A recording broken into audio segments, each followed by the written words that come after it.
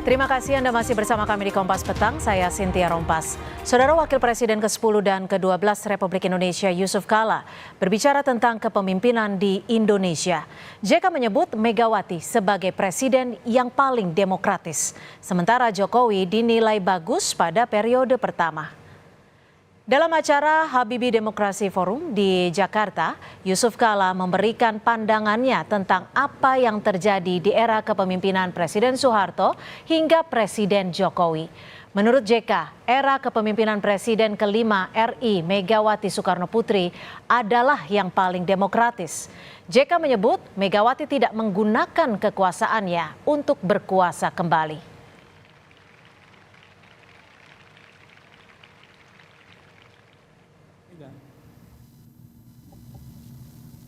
Sebenarnya di antara semua yang paling demokratis. Karena pada saat dia berkuasa, dia tidak memakai kekuasaan untuk berkuasa. Tahun 2004. Sehingga saya dengan Pak SBY bisa mengalahkan Ibu Mega. Sekiranya dia memakai kekuasaan, pasti kita kalah. Tapi dia tidak. Saya menteri yang waktu itu sebelumnya. Bagus pertamanya, bukan karena saya ada di situ,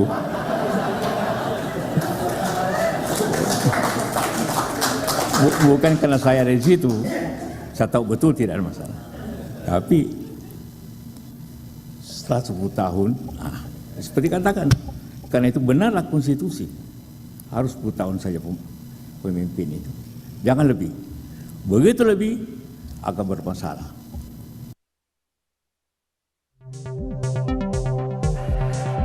Istilah drakor atau drama Korea akhir-akhir ini menjadi sering diungkapkan mengiringi dinamika politik di tanah air. Calon Wakil Presiden nomor urut 2 Gibran Rakabuming Raka menanggapi pernyataan Ganjar Pranowo yang menyinggung drakor dalam pidato pengundian nomor urut Pilpres di KPU. Gibran setuju dengan apa yang disampaikan Ganjar kalau akhir-akhir ini penuh drakor atau drama Korea yang sebetulnya tak perlu terjadi. Namun Gibran tak menjelaskan alasan setuju dengan pernyataan Ganjar tersebut. Soal drama politik yang disinggung Pak Ganjar kemarin kan katanya tidak perlu terjadi akhir-akhir ini. Ya udah setuju. Setuju ya Mas. Setuju. Mas. Alasannya Mas. Dalam pidato pengundian nomor urut Capres-Cawapres di KPU Selasa lalu, calon presiden nomor urut 3 Ganjar Pranowo menyinggung soal drakor yang akhir-akhir ini terjadi. Ganjar bilang karena drama-drama tersebut ia juga menangkap kegelisahan di masyarakat. Tapi beberapa hari ini kita sedang disuguhkan untuk menonton drakor yang sangat menarik. Drama-drama itulah yang sebenarnya tidak perlu terjadi. Dan malam ini memang seharusnya kita sedang memulai sesuatu perayaan demokrasi melalui pemilu.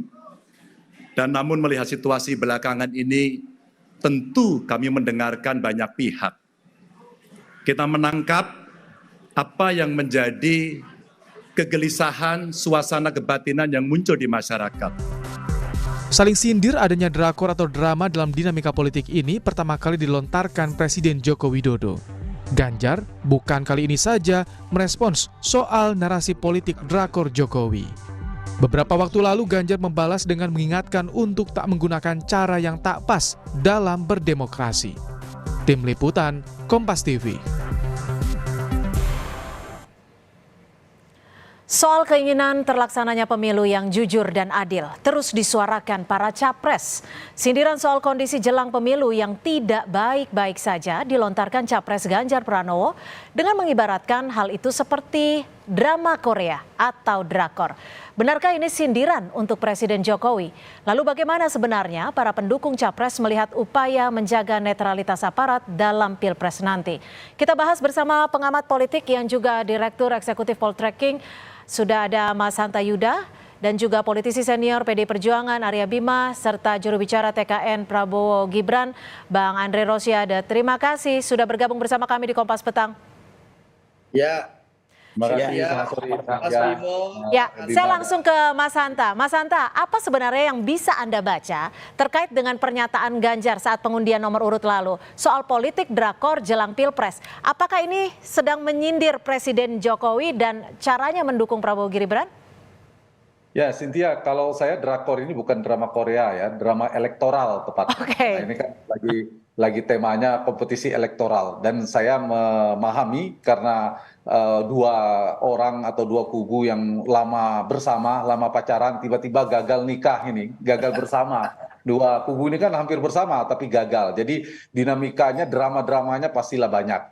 Nah, saya ingin membaca kalau pertanyaan itu ditujukan kemana ya sulit untuk tidak mengatakan bahwa itu sindiran kepada kubunya Bang Andre, kepada kubunya Prabowo Gibran. Yang sebenarnya istilah itu sudah disebutkan oleh Pak Jokowi juga. Jadi bisa juga sindiran ke Pak Jokowi, respon Mas Ganjar itu. Saya baca analisanya saling sindir ini ada tiga tujuan ya atau tiga motif yang bisa kita baca. Satu, ini sebagai ungkapan ungkapan isi hati koalisi. Yang kedua adalah menegaskan posisi. Ketiga adalah membangun persepsi.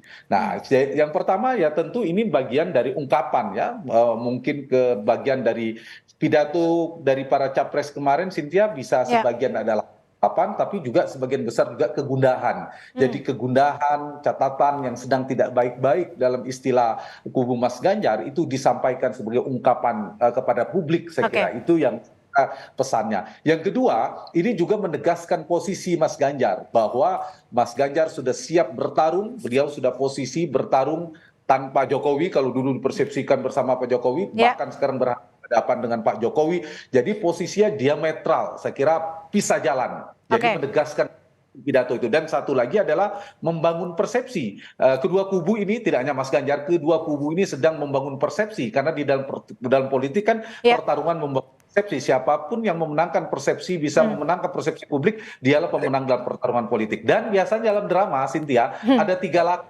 watakan, protagonis, antagonis, dan tritagonis. Nah, tritagonis biasanya penengah, katakanlah itu kubunya Anies. Kebetulan pas ini tiga pasang. Nah, sekarang sedang bertarung nih antara kubunya Ganjar, Prabowo, siapa yang jadi antagonis, siapa yang jadi protagonis. Tergantung persepsi publik, tergantung siapa yang berhasil. Dan itu sah-sah saja dalam rangka untuk persepsi. Di saat yang sama kita tahu karakter atau watak penontonnya pemilih Indonesia sebagian juga melodramatik. Ditahan dulu sampai di situ, melodramatik ya. Saya ke Mas Bimo, benar ya Mas Bimo, seperti itu ya. Jadi sindirannya sudah tepatkah menuju ke salah satu pihak?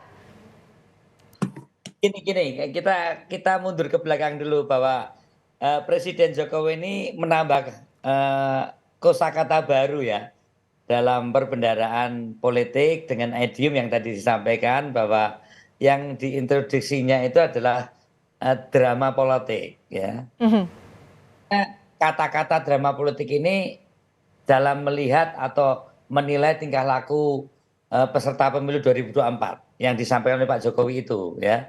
Nah, tentu idiom yang diomongkan atau disampaikan oleh seorang presiden itu menjadi populer dan menjadi santapan di wacana publik ya. Masyarakat kemudian mencermati betul apa dan siapa yang paling getol melakukan drakor, dari yang komedian sampai yang paling tangan budayawan, ramai sekali itu di media maupun media sosial. Nah, kemarin pada saat Pak Ganjar Pranowo menyampaikan drakor itu biasanya ada yang dia sampaikan adalah syarat dengan konflik dan air mata yang disebutkan bahwa Pak Ganjar hendak mengingatkan kita semua di dalam kontestasi, di dalam berdemokrasi nanti seharusnya bukan konflik dan air mata, tapi dengan sukaria tanpa drama. Nah, pertikaian di dalam politik saya sama Andre biasa, tapi konflik itu biasanya kemudian ada negosiasi dan ada membangun konsensus. Baik. Yang disampaikan oleh Pak Ganjar bagaimana tanpa drama, di dalam kontestasi harus tanpa drama. Kecurangan, karena kecurangan itu ada drama. Jadi saat demokrasi itu dirusak dengan drama, nah kita akan saling curiga, ada kecurigaan. satu sama lain, sesama teman. Saya dengan Andre bisa Pak saudara, atasan dan bawahan, antara pimpinan Polri dengan bawahan, Baik. antara dengan atasannya, bawahannya. Dan ini yang sebenarnya bagaimana politik tanpa drama, tapi bagaimana juga menyetop drama itu yang diinginkan Pak Ganjar. Demikian bagaimana pesta demokrasi nanti tanpa drama. Tanpa drama dan demokrasi akan baik-baik saja, seperti itu. Saya ke Bang Andre. Bang Andre, bagaimana menanggapinya? Apa sih yang dari Gerindra lihat dari narasi yang dibangun Ganjar ini? Apakah hanya sekedar menjawab drakor ala Presiden Jokowi atau ada narasi yang ingin dibangun menurut Anda? Baik, terima kasih. Saya ingin sampaikan dari awal Pak Prabowo sudah menyampaikan kepada kami, kubu TKN Prabowo Gibran, bahwa mari bicara yang positif tentang beliau berdua dan sosialisasikanlah program-program Pak Prabowo dan Mas Gibran agar rakyat bisa memilih Pak Prabowo dan Mas Gibran. Itu pesan Pak Prabowo, tanpa perlu menyerang, bicara negatif, black campaign kepada kandidat yang lain. Tapi tentu kami harus merespon soal drakor ini. Kalau bagi kami, bagi saya, drama Korea ini judulnya Maling Teriak Maling. Maling Teriak Maling. Ada narasi, ada framing jahat yang membangun persepsi seakan-akan kubu Pak Prabowo yang seperti disampaikan Bang Hanta itu adalah pelaku kecurangan. Jadi ada framing jahat yang dibangun seakan-akan pelaku kecurangan itu adalah kubu Pak Prabowo dan Mas Gibran. Saya ingin jawab ini. Drama Korea Maling Teriak Maling, ya. Padahal fakta di lapangan, mohon maaf Mas Bimo ini pimpinan saya di Komisi 6, suhu saya dalam belajar politik di DPR. Tapi saya harus jawab bahwa drama Maling Teriak Maling ini ternyata fakta-faktanya, ya, itu malah menyudutkan kubu Mas Ganjar. Ya, kita lihat berbagai data yang saya miliki, ya.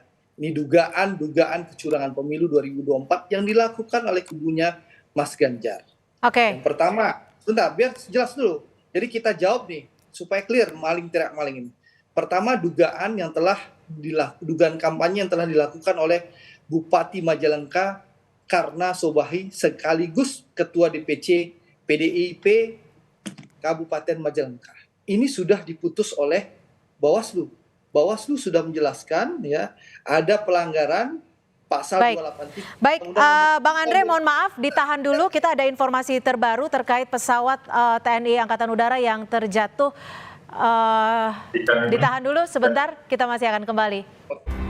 Terima kasih Anda masih di Kompas Petang dan kita akan lanjutkan dialog terkait dengan saling sindir, saut-sautan drakor pemilu. Dilanjutkan, silakan Bang Andre. Tadi sudah disebut apa? Maling teriak maling katanya. Singkat dulu.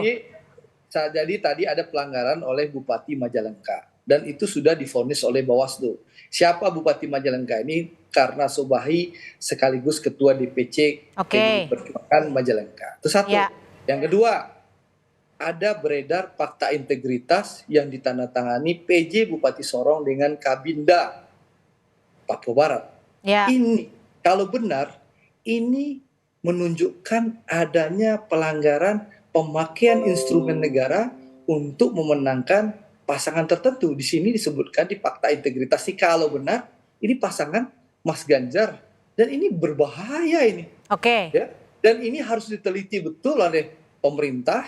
Jangan sampai siapa tahu bukan hanya PJ Bupati Sorong ini kalau itu benar. Banyak PJ-PJ lain yang sudah tanda tangan integritas dengan kabinda-kabinda di daerah. Tuh. Lalu yang kedua, lalu ada dugaan juga yang ketiga soal bagaimana PJ Gubernur Bangka Belitung itu diganti di kita tengah tangkap jalan sampai di situ ya Bang Andre. Nah, ada lagi. Silakan singkat dulu. Ada rekaman ya PNS di Boyolali yang ditekan oleh bupatinya yang diduga kader PDI pendukung Mas Ganjar. Ada lagi nih wakil ketua TKN nih.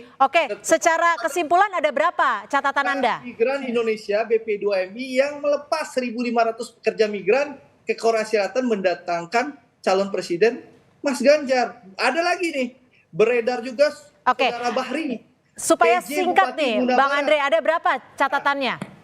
Jadi Berapa ada 9 poin? catatan saya, 9 poin. Jadi mari kita bicara jujur, jangan Oke. maling teriak maling. Di satu sisi kami di framing begitu jahat, seakan-akan kami pelaku Ya. pelaku kecurangan, tapi fakta-fakta yang mengemuka di lapangan Baik. dengan segala mohon maaf dan hormat bahwa ini merujuk kepada pasangan Mas Ganjar. Baik, kami yang tangkap diduga sampai di situ, Bang melakukan Andre. pelanggaran. Silakan Jadi dijawab, menurut Mas saya, Bimo. sebentar, kegundahan dari Mas Ganjar itu sederhana.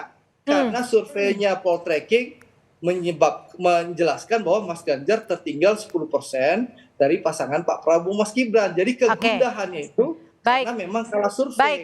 Begitu. Baik, kami tangkap. Silakan Mas Bimo. Baik. Disebut maling teriak maling, disebut juga sudah di framing.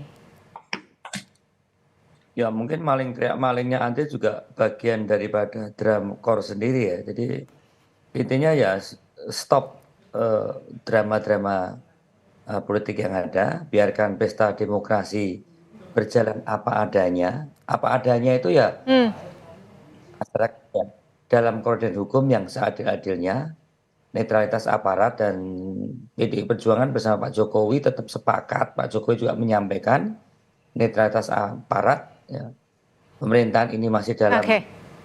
perjuangan.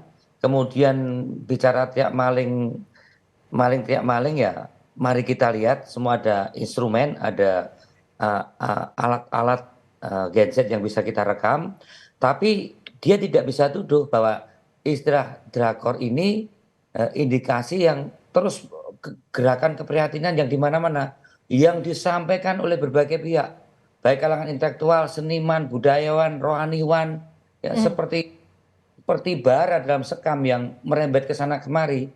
Ya mungkin Andre bisa ngkritiki saya main drakor, tapi apa Pak Gunawan Muhammad bisa Anda kritisi begitu? Tapi apa Gusmus bisa ngomong Anda kritisi? Romo Manis Anda kritisi? Intelektual dari seluruh 200 profesor guru tata negara kamu kritisi? Ya ini kan di dalam konteks ini saya kira kita tetap mari kita kembalikan hal menyangkut masalah drama-drama ini. Ya. Demokrasi ini bisa rusak dengan drama-drama semacam itu, ya. Kita kehilangan rasa kepercayaan satu sama lain, antar teman, antar saudara, antar atasan sejawat.